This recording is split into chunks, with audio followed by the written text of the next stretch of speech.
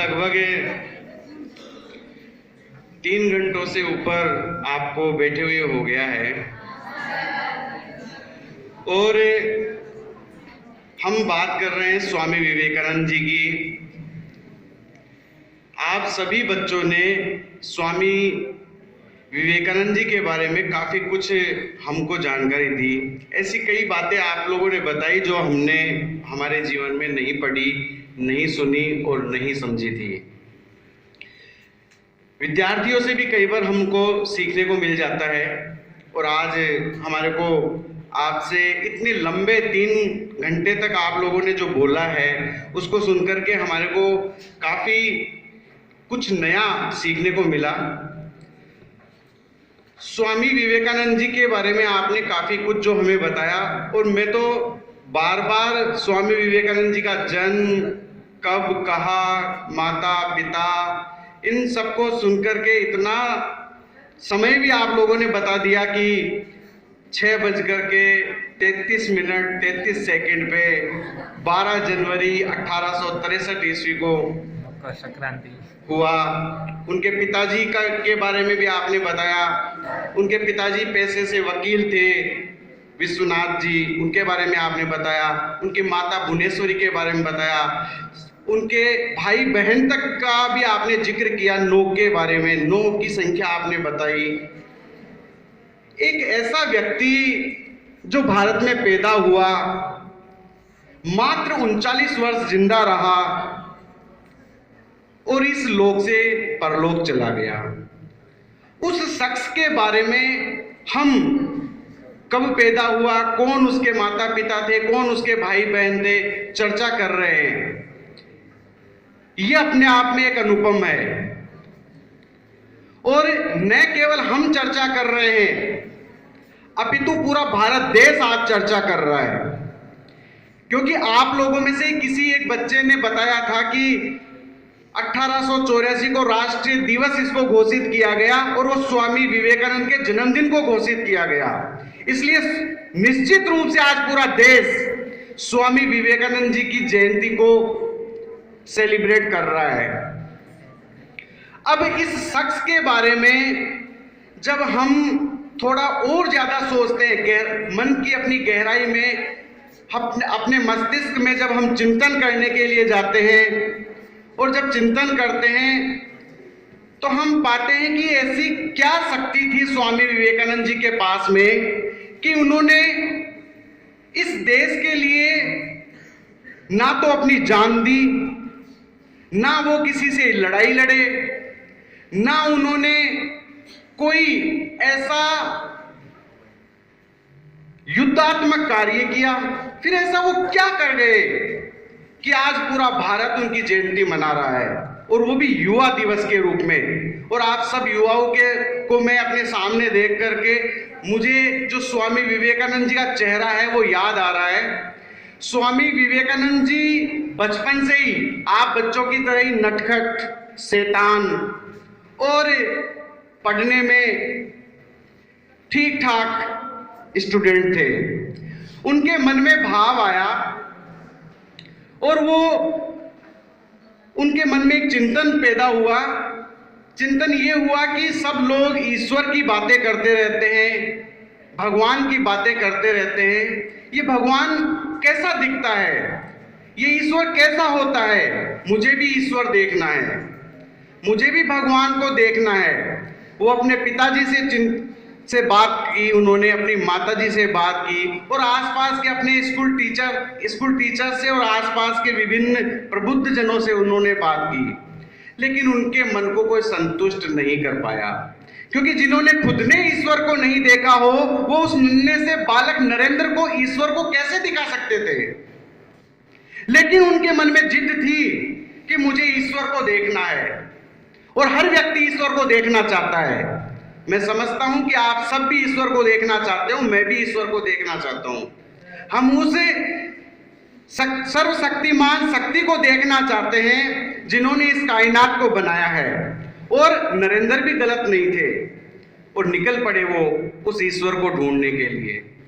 विभिन्न साधु महात्माओं से वो मिले मगर उन्हें कोई संतुष्ट नहीं कर पाया। वो उनको किसी ने बता दिया कि आप साधना करो, तो वो कलकत्ता की उन चट्टान पे जाकर के वहां साधना करने लग गए। उनके माता पिता उसको ढूंढने लग गए कि नन्हा बालक नरेंद्र कहाँ चला गया, कोई व्यक्ति उसको उठा करके तो नहीं ले गया, या उसका किडनैप तो नहीं हो गया। लेकिन उन्होंने ईश्वर को प्राप्त करने का भरसक हर प्रयास किया, लेकिन वो संतुष्ट नहीं हो पाए। और जब वो रामकृष्ण परमहंस के संपर्क में आए और उस अटपटे व्यक्ति को उन्होंने देखा, तो उनसे भी उन्होंने वही प्रश्न पूछा कि क्या आप ईश्वर को जानते हो? क्या आपने कभी ईश्वर को देखा है? तो रामकृष्ण परमहंस का उत्तर था कि हाँ, मैंने ईश्वर को देखा है, मैं ईश्वर को जानता हूं। तो उस नन्हे नरेंद्र का एक प्रश्न फिर निकल करके आया कि क्या आप मुझे भी ईश्वर से मिलाओगे? क्या आप मुझे भी ईश्वर के दर्शन करवाओगे? तो उन्होंने कहा कि क्यों नहीं, अगर मुझे आप जैसा मेधावी विद्यार्थी मिले, आप जैसा जिज्ञासु छात्र मिले, तो क्यों नहीं मैं ईश्वर के दर्शन करवाऊंगा आपको। निश्चित रूप से मैं आपको ईश्वर के दर्शन करवाऊंगा। और नरेंद्र अपने घर का त्याग करके रामकृष्ण परमहंस के साथ चले गए। और एक रामकृष्ण परमहंस मां काली के पुजारी थे, और उन्होंने मां काली के मंदिर में वहां पूजा अर्चना की, और वहां पर उस नन्हे नरेंद्र को साक्षात ईश्वर के दर्शन करवाए। और नरेंद्र ने उस आध्यात्मिक शक्ति को पहचान करके, अपने में अभिभूत करके, अपने में समाहित करके, और इस संसार की सेवा के लिए निकल पड़े। और वो ब्रह्मचर्य जीवन का पालन करते हुए इस समाज सेवा में निकल पड़े। और समाज सेवा में उस व्यक्ति ने न केवल ज्ञान के क्षेत्र में, वो केवल ज्ञान योगी नहीं जाने जाते हैं, ज्ञान योग के लिए ही नहीं जाने जाते हैं, ज्ञानी पुरुष के रूप में ही नहीं जाने जाते हैं, अपितु उन्होंने कर्म योग के क्षेत्र में भी अपना काम करके दिखाया। और भक्ति के क्षेत्र में उन्होंने अपने गुरु और अपने इष्ट देव को इस तरीके से पुजवा दिया कि आज पूरा संसार उनकी तरफ देख रहा है। जब 1893 ईस्वी में वो शिकागो पहुंचे, तो एक धोती और कुर्ता पहना हुआ एक बालक, एक नवयुवक जब विदेशों में गया, तो विदेशी लोग उन पे हंस रहे थे, क्योंकि वो कोट और पैंट पहनने हुए लोग जब हमारे गांव के किसी अलबेले नवयुवक को उन्होंने देखा, तो वो मजाक बना करके उसके ऊपर हंस रहे थे। उन्होंने भी अपनी एक पर्ची जिसपे इंडिया लिख करके उन्होंने भिजवाई शिकागो में, जहां विश्व धर्म सम्मेलन हो रहा था। और विश्व धर्म सम्मेलन के अंदर संपूर्ण विश्व के, पूरी धरती के विद्वानों का मेला लगा हुआ था। और उस मेले में अपना नेतृत्व, भारत का नेतृत्व करने के लिए पहुंचे थे स्वामी विवेकानंद। और स्वामी विवेकानंद को पहले तो अनुमति ही नहीं दी गई कि आप इस तरीके से गवार की ड्रेस में क्या बोलोगे।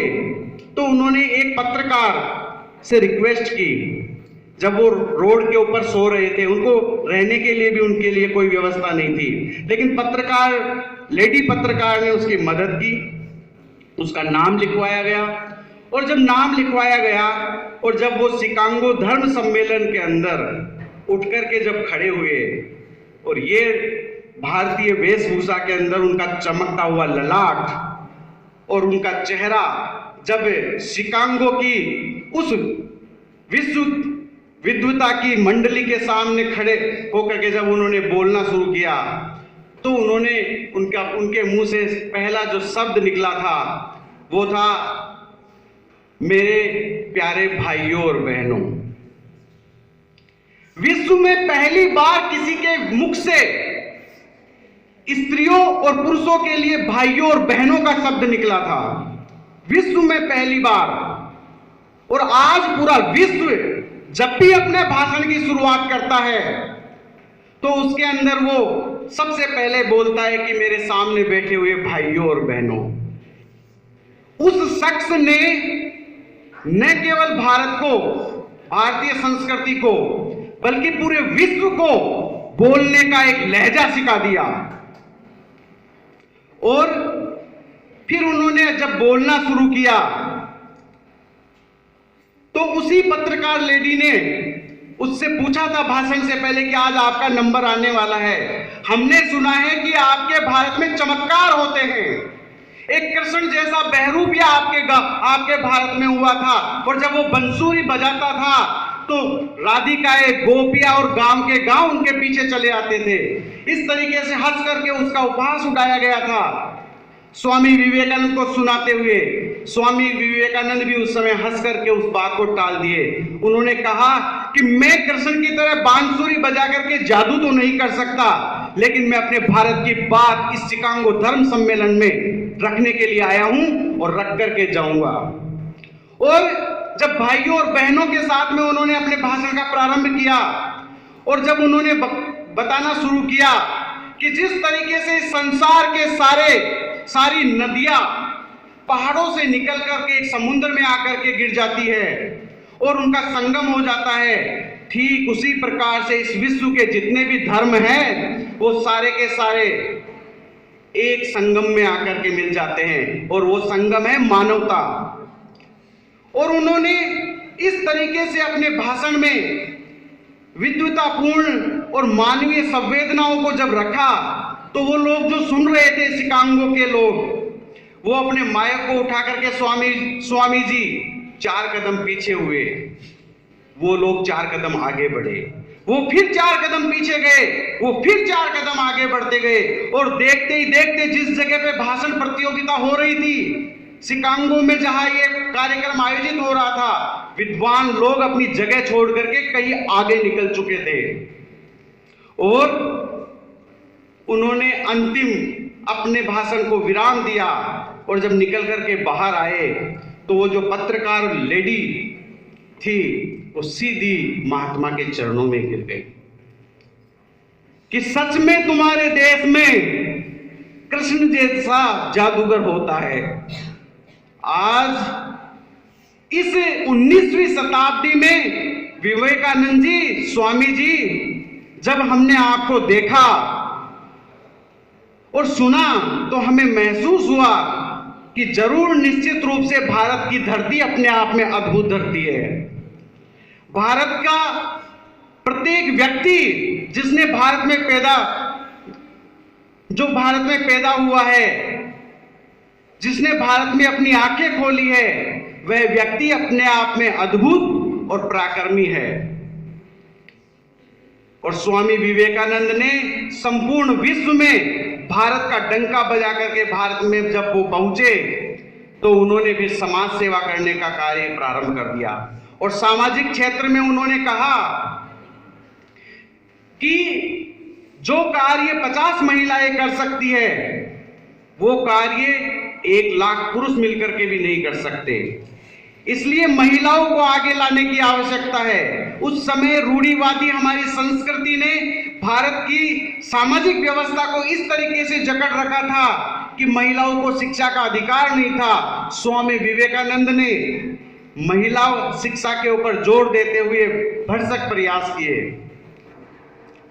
और वो कहते थे कि हमारा धर्म के बारे में जब वो बोलते थे तो वो कहते थे कि हमारा धर्म रसोई घर में है, हमारा धर्म उसको मत छुओ में है, हमारा धर्म उसके टच नहीं होने में है, हमारा धर्म उससे बात नहीं करने में है, हमारा धर्म उसको मंदिर में नहीं चढ़ने में है।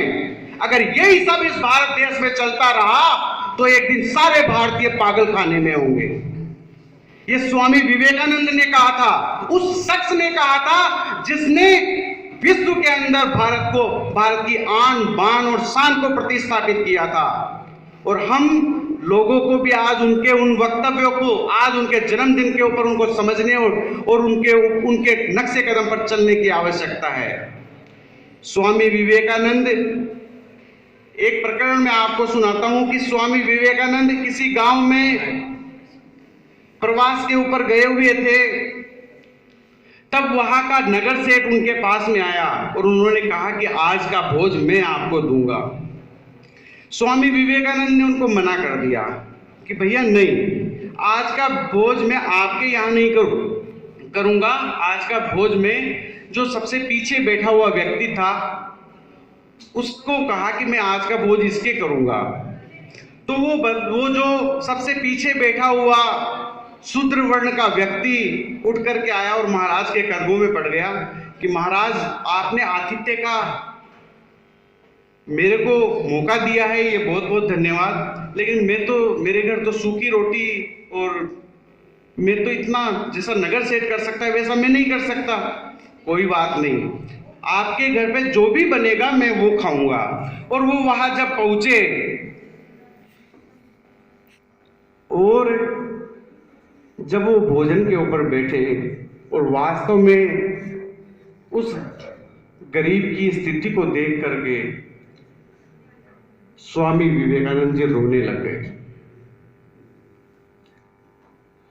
उनके मन में भावना पैदा हुई कि लोग मेरे को बुला करके इतना बड़ा टेंट लगा रखे हैं, इतना खर्चा करके इतना बड़ा भाषण और इतने बड़ा सत्संग करवा रहे हैं, और मैं जिसके घर पे खाने के लिए आया हूं वह आतिथ्य करने के लायक भी नहीं है।